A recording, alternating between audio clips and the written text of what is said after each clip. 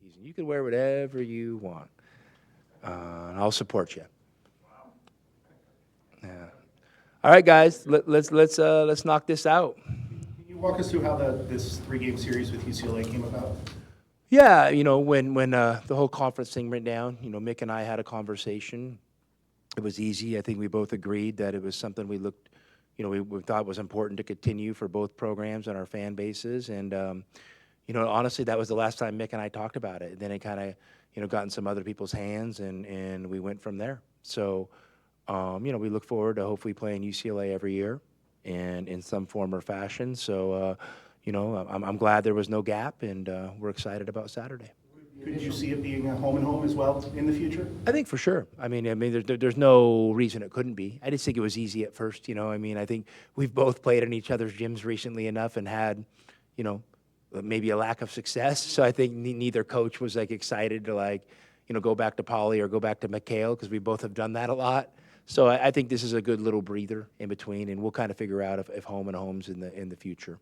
Were you also looking for maybe a different atmosphere having these at neutral sites? Well, listen, I'm excited to play in Phoenix. That's something I'm pretty steadfast. I think there's an opportunity for us to really create, hopefully, an annual event up there that has a lot of meaning for our program and for the University of Arizona alumni base, and obviously, Phoenix is our strongest, deepest alumni base. So I want to do something up there to engage. It's sometimes easier said than done because putting things together just isn't as easy as snapping your fingers and wanting to. You have to have willing partners, and it has to make sense on a lot of levels. But we're excited to be playing in Phoenix. We have great memories from, just the atmosphere of the Alabama game up there last year was pretty special, and so hopefully we can, we kind of recapture that on Saturday. NIL and rev share potential affects this being on neutral courts? Like, is there bigger opportunity in your mind to play these games there? Bruce, you're kind of asking almost two separate questions, okay? And maybe with the how things sit today currently with NIL, playing neutral site games is an opportunity to go maybe generate some outside revenue for your program. But looking forward with rev share, when things come in, you're sharing revenue with the student athletes. Well, you're sharing revenue that the athletic department creates. So, you can basically, if you play a neutral game or a home game, that's revenue generated for your program, that basically goes to the athletic department, and the athletic department, chooses how it's distributed to, in the rev share model. So, yeah, I would have said like these neutrals were important. Maybe going forward, maybe they're not quite as important. You have to factor in. Do you make more money at a home game? Or do you if you do a neutral, and you make money on both sides of the neutral, does that outweigh doing a home and home, where at home you're going to make money on the home game, but you're going to cost you money on the road game? So that's the formula I think we're all trying to figure out, and how it looks. So. I hopefully did a good job explaining it for you there, but I'm also going to tell you we don't have a perfect answer because we're still figuring things out. Very fluid, it seems like, all this stuff. Yeah. But hopefully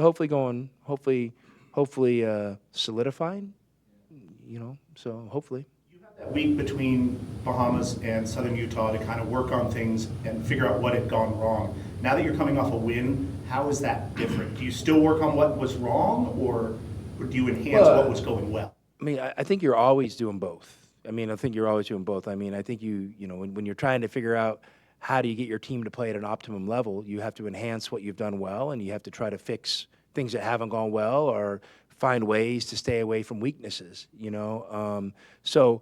This week has looked a lot like last week. We were very process-oriented in how we approach things, and we know the process is the most important thing because the process ultimately is going to drive the result. So, we stayed focused on our processes, and, hopefully we're continuing to sharpen and get better. I think we have yet to play really well in a big game.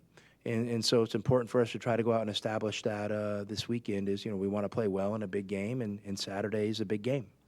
You made the decision to start Carter against West Virginia, and then you talked about KJ coming to you and suggesting that he go to the bench. How have those conversations gone with Carter that he was going to be that guy that was going to get that opportunity? I mean, they were fine. I mean, I don't think it's anything Carter, necessarily like what was yearning for or felt like he was getting slighted. And I don't think it's anything he's scared of. I mean, with Carter, I think he did well last game. I mean, he had, I mean, you gave me the stats. I mean, you're kind of my stat guru, and something that no freshman had done in a long time. But he had 9 rebounds. I think 4 assists, and I think he had 5 points, and even missed a few free throws. So I thought he really contributed to the game. I think his offensive stuff was going to come, over the course of the season as he gets more comfortable, and he kind of has, he probably just needs a few breakthrough moments to kind of help him build a little confidence and see where his opportunities lie on the offensive end. What's been the most different thing you've seen about UCLA watching this year's team compared to last? Well, they're good.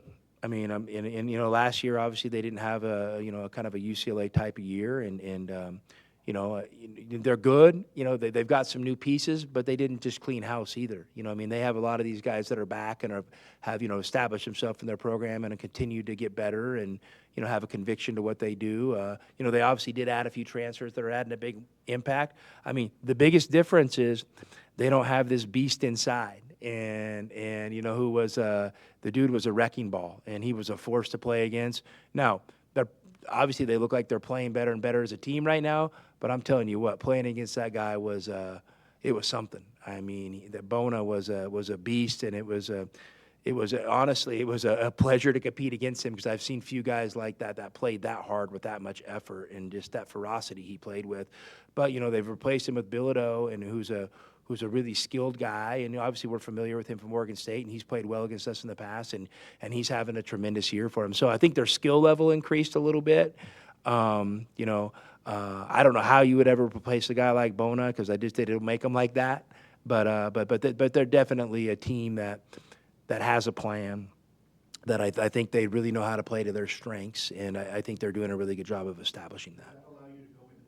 A little more knowledge because you faced Bilodeau and you faced Kobe Johnson? For sure. I mean, you just have a little more awareness, but they're playing, new roles on a new team, for a coach for the first time. So you obviously have to evaluate on what they're currently doing, and I don't think you're going back and looking at the Oregon State scout and saying, well, we had success with this and didn't have success with that. I mean, he's playing at UCLA now, and they're doing a good job utilizing him in a lot of different ways. Kobe Johnson is adding to them.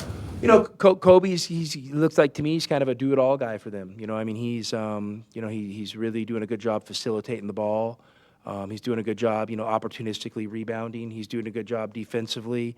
He's starting to make some shots. He's a good player. I mean, he's really talented, and we know what his talent looks like and feels like. And he's right now he's kind of playing that stat stuffer role, which is vital and super important on a good team, and he's doing a great job of it. Granted, it's December, but does it feel like it's not a must win, but a pretty important game to win, considering where you guys have been? Yeah, there's no doubt it's an important game, and I would be saying that if we were 8-0, I'd be saying that if we're 7-1, and you know what? I'm saying it and I'm meaning it. And when we're 4-4, it's a big game for us, and I mean, the season doesn't hinge on it by any stretch. It's a long season, and we have plenty of opportunities ahead of us. But we want to go out and we want to play well for ourselves, for our program. We want to play well for our fans. So we're definitely not taking it lightly. I don't know. I mean, again, I know you're a day-to-day guy, but just obviously, I'm just wondering, at least in this picture, do you figure you don't want to get too far behind the 8 ball heading into the Big 12? Well, Bruce, we're at where we're at. We're at where we're at. The only way to improve our situation is to try to come out and play good on Saturday, and we just can't get any further ahead than that, because that's all that matters is how we come out and play on Saturday, And I wish I could sit here and guarantee you how it's going to go, but that's sports. I can't. And so hopefully our guys have a grit, a toughness about them to try to find a way to play well in this game, because I know it's not going to be easy. When you said you were you didn't want to go on too long with evaluating the lineup. I mean, do you kind of look at it like this game, maybe the next 2 games after that, and kind of have a solidified rotation into Big 12, or what's your Man, Bruce, I mean, I haven't thought about, I mean, anything beyond than trying what can help us be successful versus UCLA. So I didn't set a timeline on the evaluation. And, it's probably going to be based on how we play and how it looks and feels. But we're still moving forward with what we're doing, and I still feel good about it. And so hopefully it'll work out. Probably Tobey and Carter are going to start in this one. I mean, I'm sure there's a good chance that'll happen. Oftentimes you kind of talk about how you'll challenge individual players to step up. Is there a specific guy that you've kind of done that with this week? Honestly, Jason, I've asked all of our guys to kind of step it up. I mean, there's not like one guy I'm saying, well, if you play well, we're going to win. If you don't, because here's the deal, it's going to take a total team effort, and we got to galvanize as a team. And I think if you just start focusing on one guy, you might be missing the bigger picture. And so I think we need everybody to step up. I mean, I think everybody needs to give more. I think everybody needs to play with a little more awareness. I think everybody needs to play with a little more swag and confidence. So, I don't have like a one guy for you. The message right now is it's everybody. I mean, it needs to be a total team effort, and I've continue to challenge each of the guys individually to do more, and then show them ways I think they can do more. You feel like this situation, this game, your 4-4 record, playing UCLA, does maybe some of that, you don't have to do all that? The guys see plenty of motivation by themselves, like, I mean, I would hope we have the competitive character to be motivated every day. And if our guys aren't motivated, with our current situation and playing UCLA up in Phoenix, at Footprint Center on Saturday, that might be a bigger problem. So hopefully that's not going to be an issue. Had that big dunk in the first half, and then he came right down and took his first 3-point shot of his career. What were your thoughts on it? That was the first one of his career?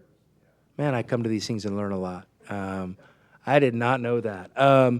Hey, Tobey, had a great offseason with us, and I got off to a good start, and then for whatever reason, he hit a few challenges. And so hopefully he's worked himself through that, and he has confidence. And, that showed me that when he came down and shot that off one pass, it showed me he was playing with confidence. It definitely showed me that. So, but Tobey, I think, keeps trending in the right direction, and he's somebody we're really going to count on this year. Are there elements within your offense where he could potentially be the guy that hits a 3 occasionally? Well, I mean, listen, I don't think Tobey's going to have to work hard to find a 3 right now. And the best answer to teams not guarding or sagging off him is him eventually being able to show he can make 3s. Now, that might also go into the category of they'll live with that. That's what they want him to do. So, I think there's just a fine balance there of him kind of, continuing to develop as a player and seeing if that outside shot consistently becomes part of his arsenal. We would want it to be, we don't want it necessarily to be, where Tobey's going to prove he can shoot the 3.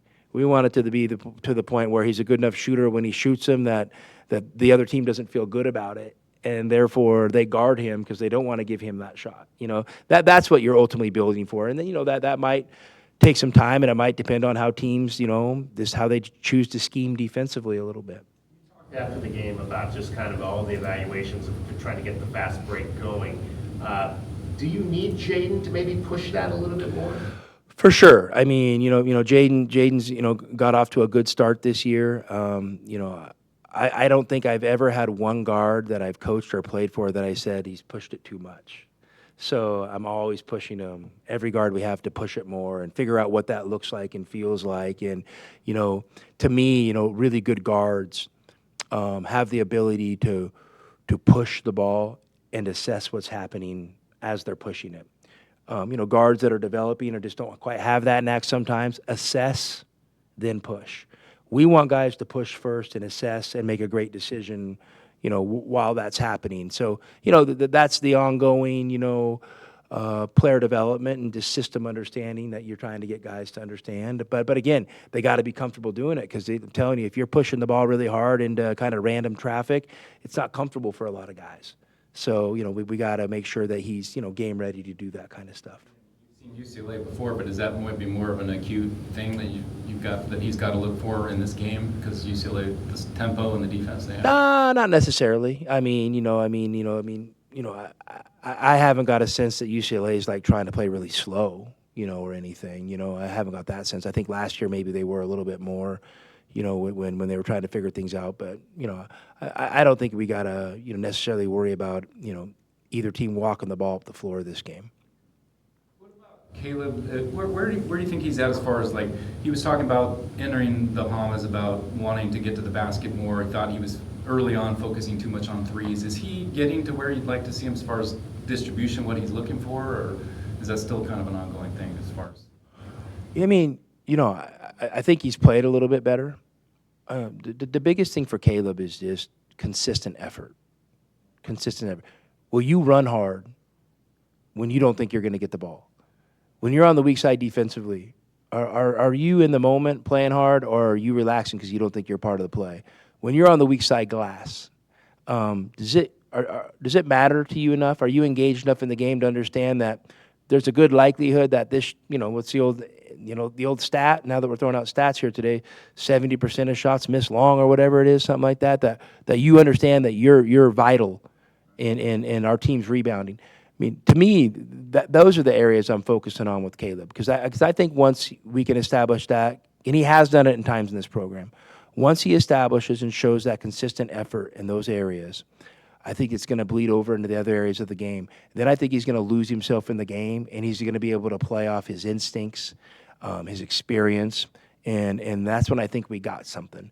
So that's what I'm striving for. I'm focused more on that than necessarily just raw numbers with him, because I think when he's right, we've seen it. He's a force, and he could be really efficient. So we got to help him get there, and I just told him this. I promised him one thing. I'm not ever gonna not believe in him. I'm not ever gonna leave him. I'm always gonna be by his side. So I'm here for it. Through the thick and the thin. Thanks, Coach. Yeah, thanks. Great, guys.